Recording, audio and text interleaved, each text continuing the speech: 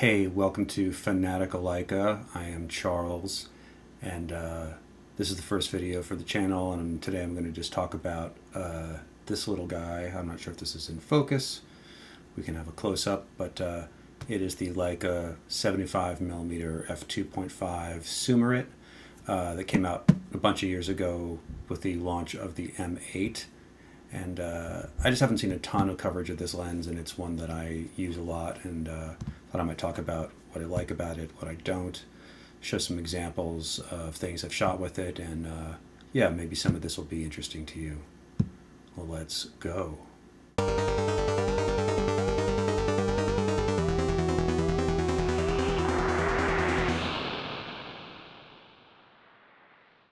So here's a close-up of the lens just next to my glasses to show you sort of the relative size. It's a very compact lens, and it feels hefty enough. It doesn't feel light or cheap, but it's definitely lighter than an all-brass construction. I find it feels very solid. It has a sort of slightly grippy rubber focus ring, and then the aperture ring at the very front of the lens, and it's nice and tactile. I've yeah, no complaints about it. It takes a 46mm filter, so nice and small in all dimensions. And here you can see it sitting next to the lens cap. It's a push-on style lens cap, and it's very nice. Does the job. This one still has the original felt in it and stays on nice and snug. You can also see that the just in front of the aperture ring, there's the retaining ring that's screwed on that comes off when you're going to attach the lens hood. I have one of those hoods on order, but I don't own one yet, so I've just been shooting it without, and I have not had any significant flaring issues except when pointed, straight into the sun, and I found that fairly pleasing. I think you'll see some in the examples coming up. And then here it is, just holding it in my hand again for size reference, but also this is with the focus, at 0.9 meters, so at maximum extension, and you can see the barrel doesn't extend too far out. It's a nicely balanced lens, and the focus throw is pretty short, so it's easy to get where you want to be very quickly. I'll show you a couple black and white examples first. This first one shot in London in Hampstead Heath, just on a sunny morning, and from some distance, and it's quite sharp, and I think renders the whole range of brightness very very nicely. No perceptible distortion. I'm not sure what f-stop this was at, but it's not displaying any vignetting, so I was probably stopped down F5, 6, F8 or something. But yeah, and nice and sharp out to the corners. I think you can see that certainly in the top left and top right corners.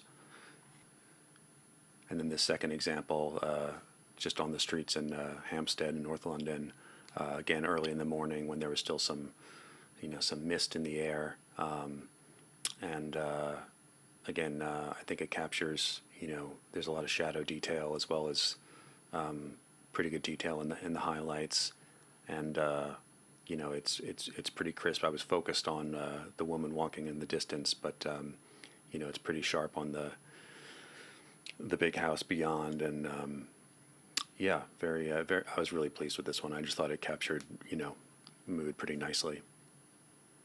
So onto some color examples. This first one is in Los Angeles, in my neighborhood in Highland Park, and this is the famous Chicken Boy statue shot from below. And I think the colors and the sharpness, it has a nice out of focus quality on the roof in the foreground, but plenty of detail on the on the statue itself. It's a very silly picture. And the second one is just a close-up detail of a building with some peeling paint that I thought looked nice. This is sort of at kind of at magic hour, so we're getting a bit of that mauve and amber colored light coming in. And yeah, I just liked how it rendered the edges of the peeling paint, and the corners of the building. And then I was probably 12, 15 feet away from this, and then the sky is nicely defocused. And yeah, plenty of contrast and saturation. Here's another one from around the neighborhood, just a car that I thought looked great with a sort of, rain streaked, dust on the trunk, and then the colored license plates and the detailed, chrome and stuff.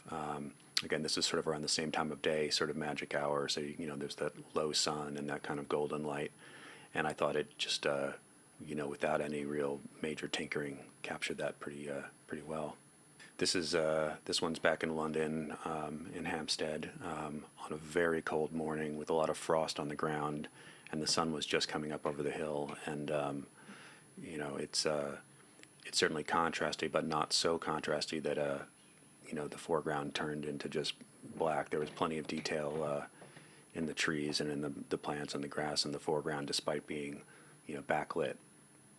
And then here's one on Hampstead High Street. This one I did do a bit of sort of a vignette defocus on the background, just to kind of create sort of that a faux sort of tilt shift effect. But I was focused on that car in the foreground, and yeah, I just really liked how this rendered the highlights, the reflections on the cars, and the taillights have a little bit of a bloom to them, and yeah, just a fun shot. Again in London, and just some doorways in the morning in that golden light, and I like the 75 millimeter perspective, keeping things sort of nice and square. I didn't have to do any real perspective correction on this image to keep things looking vertical and not converging, like with the wider angle lens. I thought this was really nice for kind of architectural details. This one is back on Hampstead Heath, this tree in later morning, and just against a great blue sky, and still some of that golden morning light and a bit of fog over the city, and you can see tons of detail in the tree. And again, I was probably stopped down F5, 6, or F8, but I think it looks really crisp, and plenty of shadow detail, and it just sort of a dreamy look to it. There's another one on Hampstead Heath, similar time of day, taken from maybe 20 feet away of this man and the dog. And again, I like the sort of how it kind of has a nice 3D pop with both the foreground and the background being slightly defocused, and them crisp in the center, and really pleasing colors, and sort of specular highlights on the grass in the foreground, just again giving that dreamy, glowy quality. Similar one, same time, this time really focused at infinity to get the jet trails of those airplanes in focus, and love the detail in those, and as well as in the trees, and again, no crazy veiling flare or lack of contrast, despite shooting with the sun in frame. Another detail around Hampstead, again, nice verticals, shooting these buildings. They don't look like they're falling over. I liked the sort of parallel lines, and just how it rendered these all the pastel colors. And so that's it. In conclusion, I just wanted to show here's a cross section of the lens, an image I pulled from the Leica Society, just showing the construction, and I think this is a really fun lens to shoot with, and it's so small, it's really easy to just have on hand in a bag, along with a 35 and a 50. So if I'm going to be out for a day, it's a no-brainer to take along with me. It's not like as maybe scary as carrying around a 75 Summarit that's incredibly precious, or a 90 Apo Summicron. This is very pocketable, and a lot of fun. So anyway, I hope some of you folks found this interesting, and maybe enjoyed some of the images, and let me know what you think, and if you use this lens as well, and what your experience has been with it. I may do another video on the 90 Summarit, which I shoot as well, if that sounds interesting. Thanks a lot.